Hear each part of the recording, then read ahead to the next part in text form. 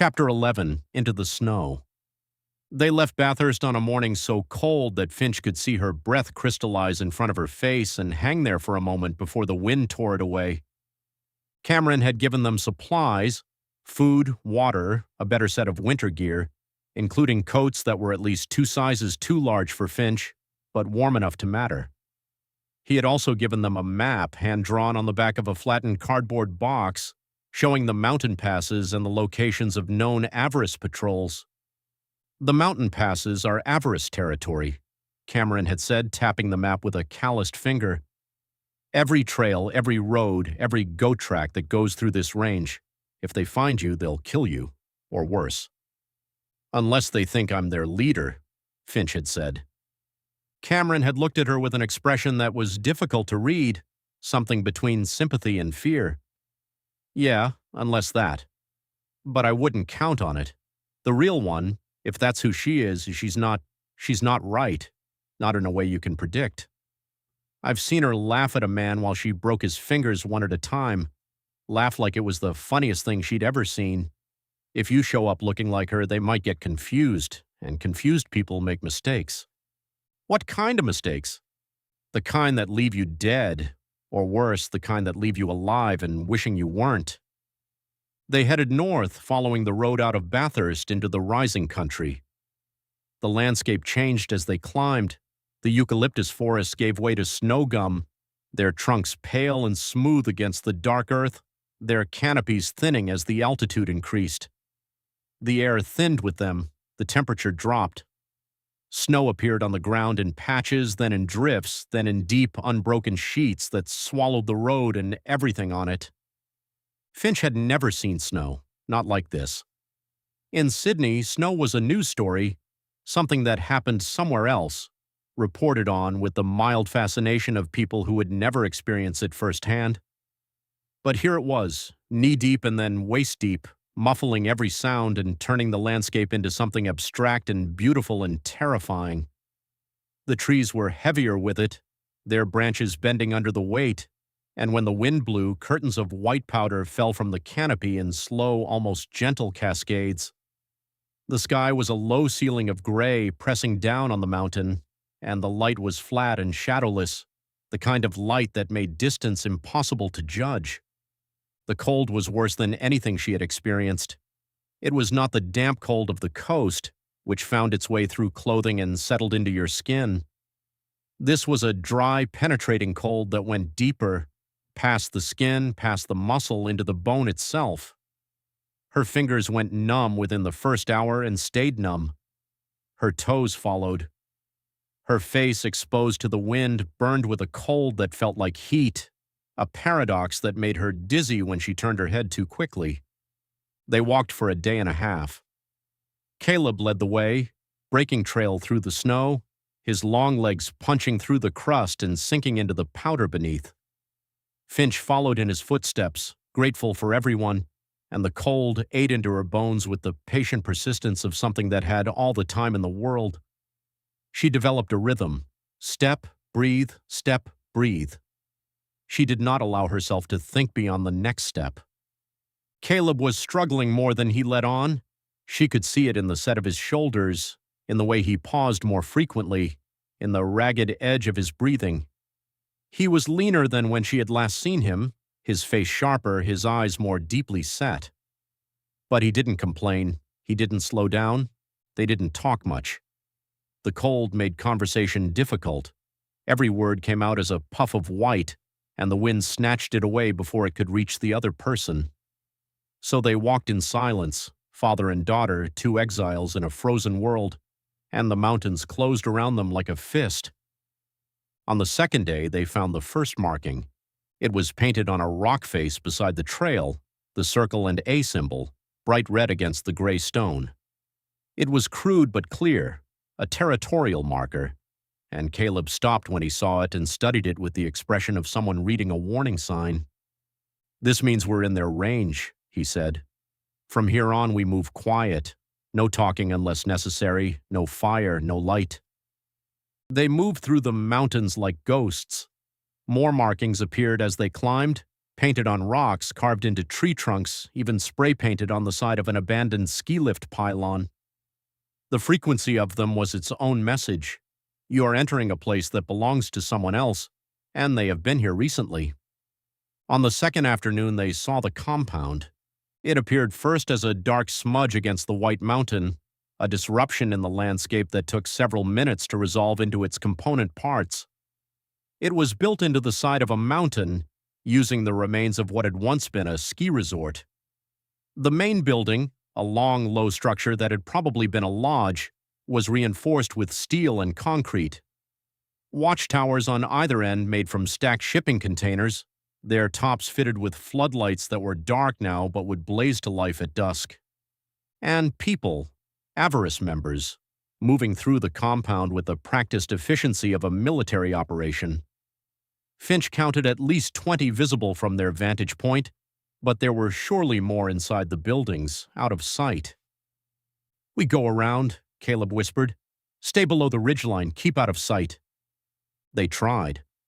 For 20 minutes it worked. Then the ambush came. One moment they were moving along the ridge.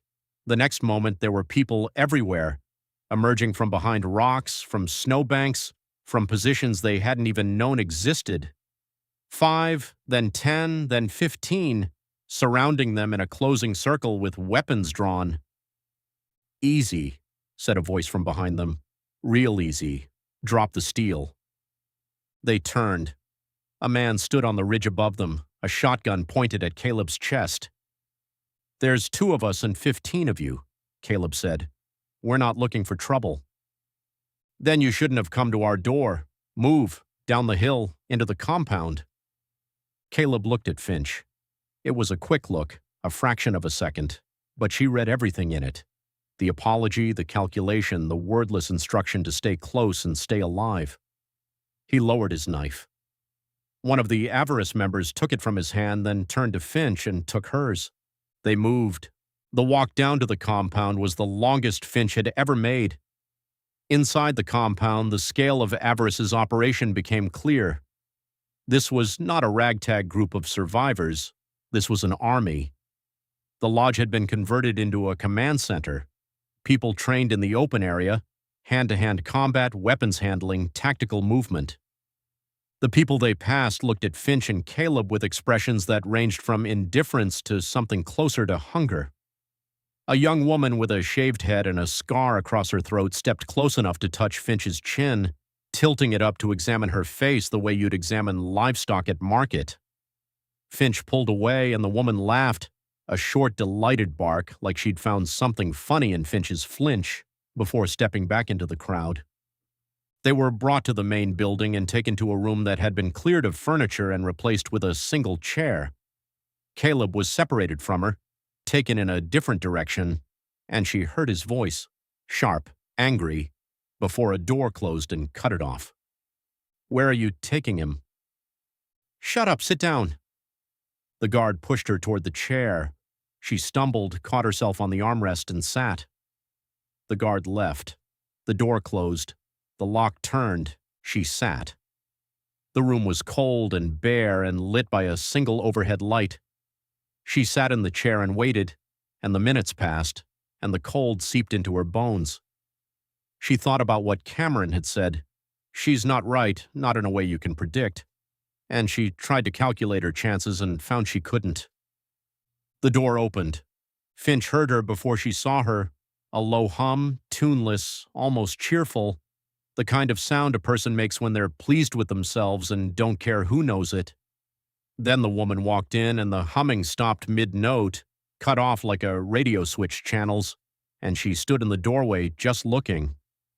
She was young, Finch's age or close to it, and tall, almost exactly Finch's height, and she moved with the fluid, coiled energy of someone who was always ready to fight or to laugh, and hadn't yet decided which. She wore a leather jacket, dark, scuffed, the avarice symbol burned into the left shoulder, and beneath it a frame that spoke of years of training. Her arms were bare from the elbow down, corded with muscle and scarred in long, pale lines. Her hair was lavender. Finch stared. The other woman stared back, and then, without warning, without any change in her expression that Finch could track, she smiled so wide it looked like it hurt. "Oh," she said, and clasped both hands together in front of her chest like a child presented with a birthday cake. "Oh, look at you." She crossed the room in 3 quick steps, crouched down in front of Finch's chair so their faces were level, and studied her with an intensity that felt less like scrutiny and more like she was trying to climb inside Finch's skin through her eyes. "They told me," she said, "and I didn't believe them. I want you to understand this. I genuinely thought someone was lying to me, and I was going to have to hurt whoever it was, and I was a little bit excited about that. And then I walked in here and—" She spread her hands, palms up, a gesture of mock astonishment. "There you are, wearing my face like it's a costume you bought at a shop." "I'm not wearing anything. This is just—" "Shh." The other Finch pressed one finger to her own lips, then, almost lazily, reached out and pressed the same finger to Finch's lips, silencing her mid-word. Her hand smelled of gun oil and something sweeter underneath, like she'd eaten fruit that morning. "I wasn't finished being amazed. Let me be amazed. It's not often I get to be amazed."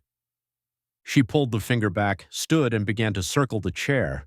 Slow, deliberate, her boots crunching softly on grit that had gathered on the concrete floor. Finch resisted the urge to turn her head and track her. She could feel her back exposed, feel the woman's attention moving across her shoulders like a hand that hadn't decided yet whether to rest there or push. "You've got my jaw," the tyrant said from somewhere behind her. "My eyes. Close enough on the hair, though yours is a bit flat. Mine's got more body. Do you condition it? I don't have time to condition mine. I'm very busy." A laugh. Sudden, bright, entirely genuine, gone as fast as it came. "God, I'm being so rude. Where are my manners?" She came back around into view, crouched again, and this time she reached out and took Finch's chin in her hand, turning her face left, then right, the way you'd inspect a horse's teeth. Her grip was gentle. That was somehow worse than if it hadn't been. "My name is Finch Adderwood. This is my mountain, my people, my world such as it is, and you." She tapped Finch's chin once, twice, a small percussive punctuation. "You are either the most dangerous thing that's ever walked into my compound, or the single stupidest, and honestly, I am thrilled either way. Do you understand? I have not been thrilled in a very long time." "I'm nobody. I'm just nobody." The tyrant repeated the word like she was tasting it and finding it delicious. She straightened up, threw her head back, and laughed. A real full-throated laugh that echoed off the bare walls and seemed to go on a beat longer than the moment warranted. The kind of laugh that made the guard stationed outside the door shift his weight audibly. "Nobody wanders into avarice territory by accident, sweetheart. Nobody wanders up a mountain in a blizzard wearing my face because they took a wrong turn at the shops. You're here for a reason. I just haven't decided if I'm going to enjoy finding out what it is, or if I'm going to enjoy not finding out and just seeing what happens." She mimed an explosion with her hands, soft and small, fingers blooming outward. Poof. "I'm from Earth 1. The words came out before Finch could stop them. Desperation, maybe, or the instinct that sometimes the truth is the only weapon you have. The tyrant went very still, not the stillness of shock, the stillness of an animal that has just heard something interesting move in the grass. Her smile didn't drop. If anything, it widened, but something behind her eyes changed, went flat and bright at once, like sun on ice. "Earth 1, she said softly. Then, louder, almost singing it, "Earth 1. She crouched again, and this time she didn't stop at Finch's chin. She reached out and touched Finch's hair, lifted a strand of it between 2 fingers, examined it the way you'd examine a stolen piece of jewelry. "You say that like it's supposed to mean something to me, like a password. Do you know what it's like, hearing a name for a place I've never seen, spoken by a face I see every morning in a broken mirror I keep meaning to throw away and never do?" Her voice had dropped, gone almost tender, almost intimate, and then, in the space of a breath, it hardened into something with an edge on it, Tell me about your parents. What? Your parents, on Earth 1. Tell me about them. She let go of Finch's hair and sat back on her heels, resting her forearms on her knees, watching with the patient, hungry attention of someone settling in for a story they already suspected the ending of. Go on, I've got time. I've got nothing but time. Time's the one thing this whole ruined world left lying around for free. My father, he was taken from Earth 1 to Earth 2 by Robert Quantum. There was a lab, experiments. He escaped. He's been here ever since. Robert Quantum. The tyrant said the name slowly, rolling it in her mouth like something that might still have a little flavor left. Then she smiled again, and this smile was different. Thinner, colder, the corners of it not quite reaching her eyes. I know that name. I know that name very well. She leaned in close enough that Finch could feel her breath, warm against the cold room. So your daddy's alive. Isn't that lovely? A pause timed perfectly, like a comedian holding for laughter that never came. Mine got eaten in front of me when I was 6 years old. I watched it happen from under the kitchen table. I could see his shoes. He didn't even scream properly. Did you know that? People think dying is loud. It's not. It's mostly just wet. She said the word wet like it delighted her, like it was a private joke only she was in on. So, forgive me if I don't immediately clap for your happy ending. Finch said nothing. There was nothing to say that wouldn't be gasoline. Oh, don't go quiet on me now. The tyrant straightened, paced 2 steps away, then spun back with sudden energy, arms wide, like she was presenting Finch to an invisible audience. This is the best conversation I've had in months. Do you know how boring it is running an army? Everyone's so obedient, so careful. Nobody argues with me anymore. Nobody's interesting. She stopped pacing directly in front of Finch, planted her hands on the armrests of the chair, and leaned down until their faces were inches apart, until Finch could see her own eyes reflected back at her, silver on silver, except wrong, except broken somewhere behind the light. But you're going to be interesting. I can feel it. I can feel it in my teeth. Please, Finch started, hating herself for it even as she said it. Please what? The tyrant's voice dropped to a whisper, almost gentle, almost kind, and that gentleness was the most frightening thing Finch had heard since the knock on the door 8 years ago. Please don't hurt you. Please let your father go. Please, please, please. She straightened up slowly, and the gentleness evaporated as if it had never existed, replaced by something bright and brittle and entirely without warmth. I don't really do please. Please is for people who think the world owes them something. The world doesn't owe anybody anything. I learned that under a kitchen table when I was 6, and it's the only lesson that's ever stuck. She turned away, walked to the door, and stopped with her hand on the frame, not looking back. Lock her up, she called out to the guard in a voice that had shifted again, brisk now, businesslike, the register of someone ordering lunch. Lock the man up too. Separate cells. Don't feed them anything interesting. I want them bored. Boredom does wonderful things to people, have you noticed? It's like a slow-cooked version of fear. She glanced back over her shoulder, and the smile was back, wide and bright and utterly without mercy. I want to think about this, and when I've decided what I'm going to do with you, sweetheart, I promise, you'll be the first to know. I'll even let you watch. Watch what? The tyrant paused in the doorway.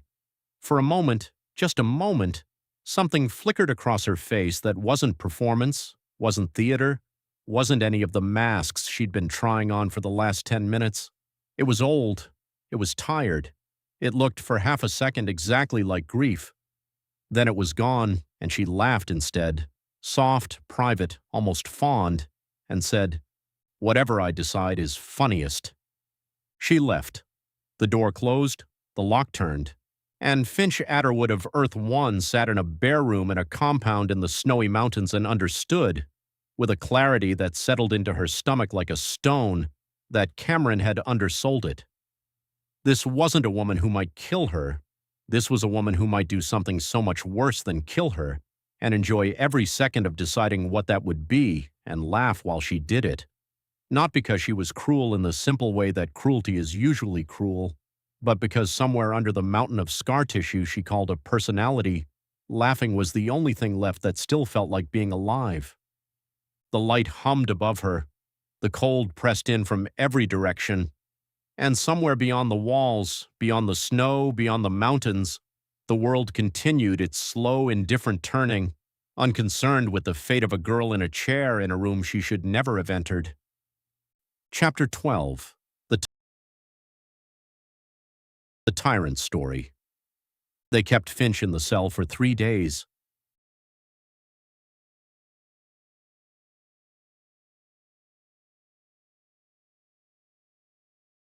The cell was a former ski storage room, small, windowless, cold.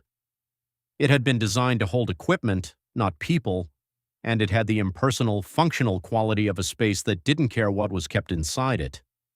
The walls were unfinished concrete, pitted and stained, with brackets still bolted to them where racks of skis had once hung. The floor was bare, the concrete cold enough to burn through the thin sleeping mat that was her only barrier against it. A bucket in the corner served as a toilet, and the fact that it was there, positioned with deliberate visibility, was its own kind of statement. You are not a guest here. You are cargo. A light stayed on 24 hours, a bare bulb in a steel cage on the ceiling, buzzing with the monotonous persistence of a fly. It never dimmed, never flickered, never changed. Finch learned to hate it the way you learn to hate a sound that never stops. They brought her food once a day, rice and meat, not bad, not good, and water, and that was all. A guard, never the same one twice, would slide a tray through the slot in the door, and the tray would clatter against the concrete, and the slot would close, and she would be alone again. She ate because eating was a kind of defiance. Caleb was somewhere else. She could hear him sometimes, muffled through the walls, shouting, demanding to see his daughter. The avarice members ignored him. He was a problem for later. On the third day, the other Finch came back. Finch heard her before the door opened, not humming this time, but talking low and fast to someone in the corridor, her voice sharpening into something clipped and final. Don't care what he thinks. If he opens his mouth about it again, put him on latrine duty until his hands rot off. A pause, a single bark of laughter, ugly and quick. Then the lock turned and she came in alone, dragging a chair behind her by one leg, its metal feet screeching against the concrete like something being tortured. She dropped into it backwards, straddling it, arms folded across the backrest, and looked at Finch, the way you'd look at roadkill you weren't sure was actually dead yet. You really are from Earth 1, she said. It wasn't a question. You've got that smell on you, soft, clean, like nobody's ever put a knife anywhere near you. She wrinkled her nose. It's fucking obscene, honestly. Makes me want to throw up a little bit, in a fond way. You don't know anything about me. I know everything about you. She said it fast, flat, no smile at all, and the sudden lack of performance was somehow worse than the theater had been. Colder, realer, a door slamming instead of creaking open. I know you because you're me. Same face, same fucking eyes. Different luck. That's it. That's the whole difference. And don't let anyone tell you it's more than that. Want to know something funny? She didn't wait. She reached out, grabbed Finch's wrist hard enough to bruise, and dragged her hand across a long white scar on her own forearm before Finch could pull free. Hollow did that. Bit clean to the bone, nearly took my hand off at 11 years old. You don't have one of those.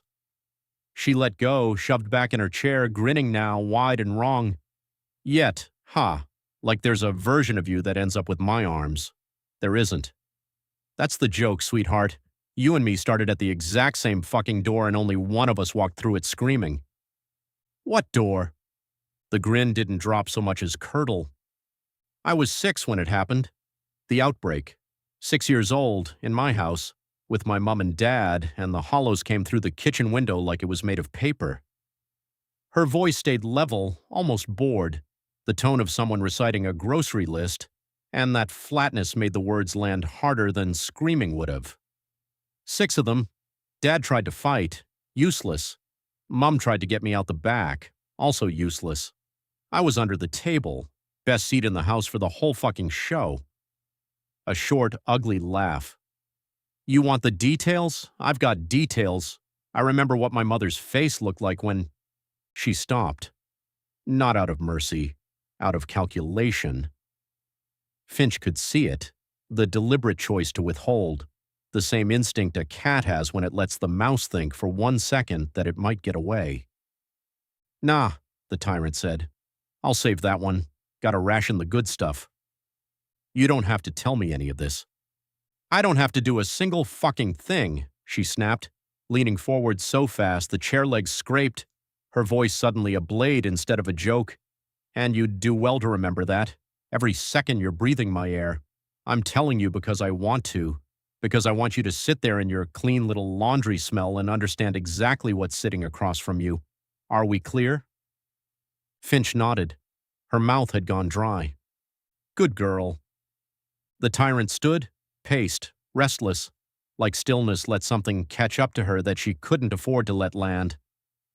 A neighbor got me out. Mara. Came through the back door swinging a claw hammer like she was born holding it, threw me over her shoulder like a sack of shit and ran. Saved my life. She turned and her eyes had gone very bright, very hard. Isn't that hilarious? She saved my life so it could turn into this. The name hit Finch like a punch. Mara. The same Mara. The Mara who had been Caleb's partner. The Mara who had died, or hadn't, in the river. Mara? Finch said. What happened to her? She raised me, sort of. Group of survivors holed up in the Blue Mountains. 2 years, almost okay.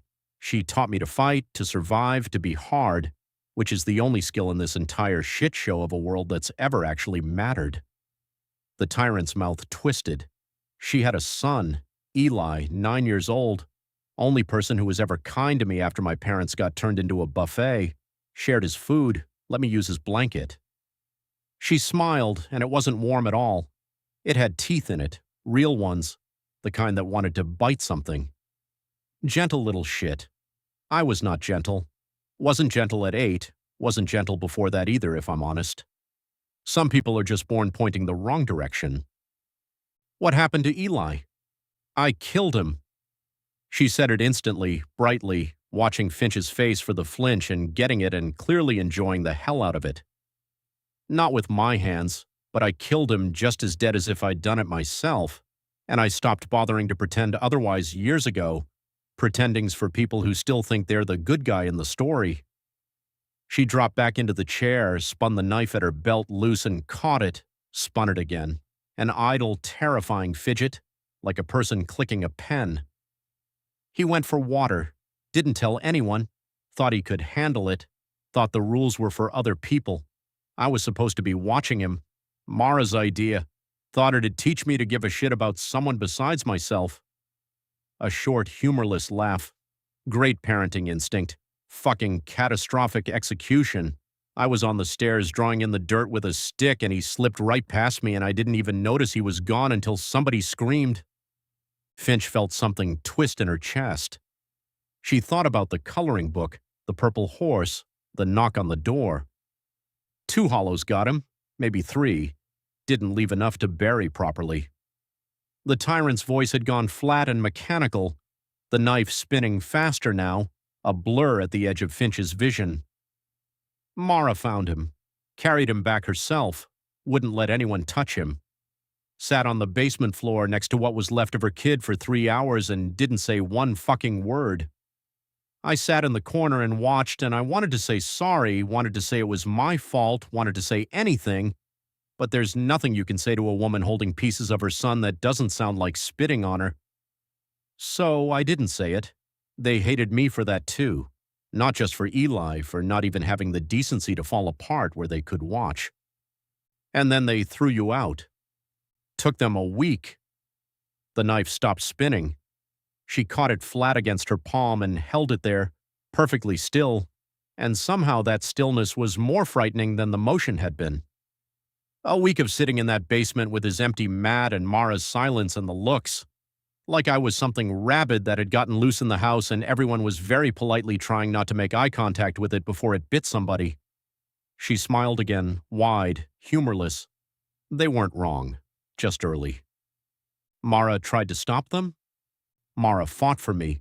One woman, arms out in a doorway, going, she's a child, and she needs us. And them going, she'll get the rest of us killed. And her going, she's 8, she didn't mean for this to happen. And them saying it doesn't matter what she meant, only what happened.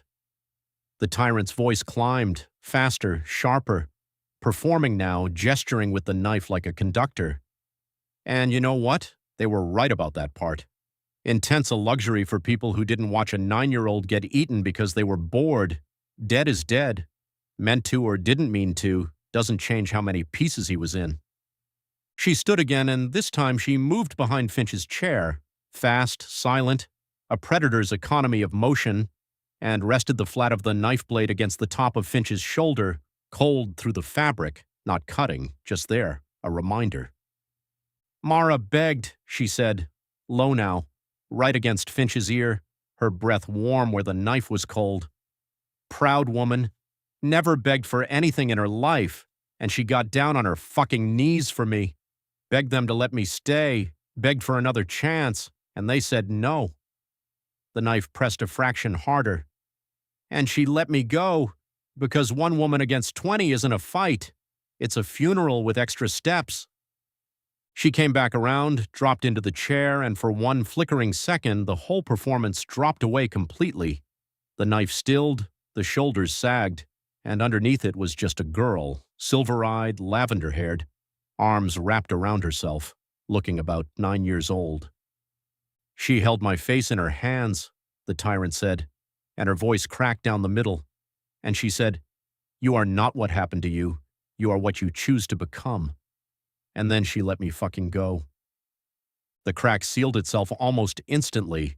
She laughed, sudden, loud, too long, a sound that started as a laugh and kept going past the point where it stopped meaning anything, bouncing off the concrete until it didn't sound human anymore. And I walked out into the world so fucking angry, Finch. Angry at Mara for not fighting harder. Angry at the group for being cowards. Angry at Eli for dying. Yeah, I said it. Angry at a dead 9-year-old for having the nerve to get himself killed and leave me holding it. Angry at my parents for not surviving. Angry at the sun for coming up every single morning like nothing had happened. She wiped at one eye, hard, almost violently, and Finch couldn't tell if there'd been anything there to wipe. You ever want to put a knife through the sun? No, course not, you got clean sheets. I'm sorry, Finch said, and hated that she meant it. Don't you dare. The words came out like a gunshot, and the tyrant was on her feet, the chair clattering backward, the knife suddenly not idle at all, but pointed, level, an inch from Finch's throat, her whole body coiled and shaking with something that wasn't quite rage and wasn't quite grief, and was maybe both at once, wearing each other's clothes. Pity me again, and I will open you up right here and let you watch yourself bleed out on my floor, and I will laugh while I do it. I promise you that I have never once broken a promise about that particular thing. The silence stretched. The knife didn't move. Then, all at once, she laughed again, short, sharp, almost apologetic, and stepped back, sheathing the blade with a flick of her wrist like nothing had happened at all. Sorry, bit of a sore spot. She dropped back into the chair, upright this time, businesslike. Built a motorcycle from scrap when I was 12, fully functional. Taught myself to fight, hunt, survive on fuck all.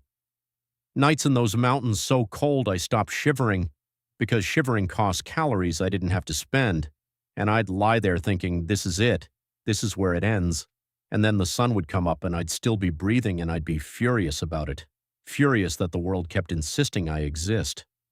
Funniest thing about surviving, nobody tells you, it can piss you off worse than dying would have. She rolled her shoulders, loose again, dangerous in a different key now, expansive, almost proud. I was 16 when I found the others, kids like me.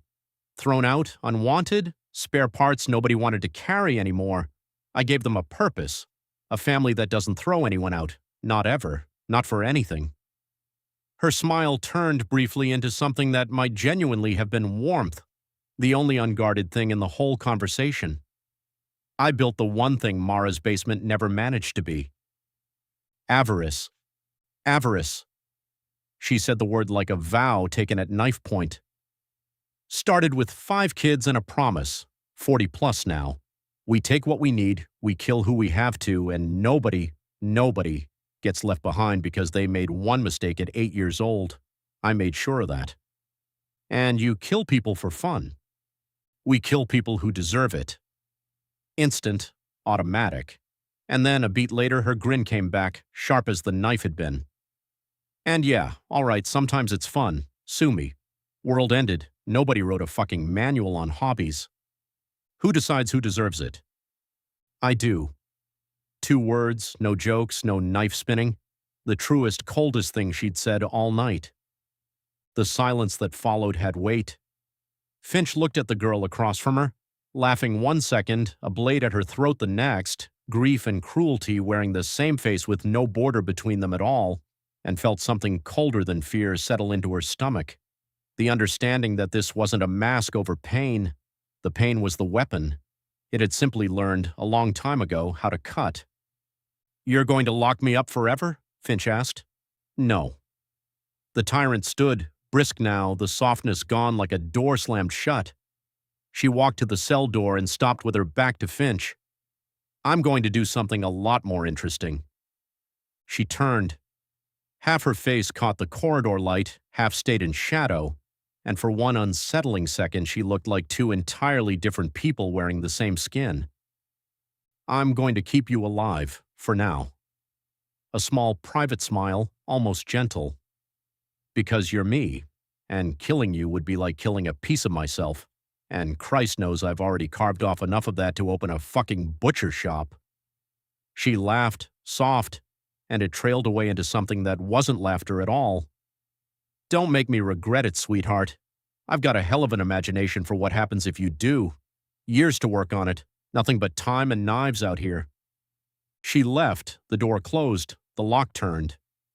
Finch sat in the buzzing light and thought about the girl who had become this, laughing, bleeding, ruthless, a blade one breath and a broken child the next, and understood with a clarity that frightened her more than the knife had, that the differences between them weren't choices at all. Just luck, just which hands happened to be nearby when the world came apart.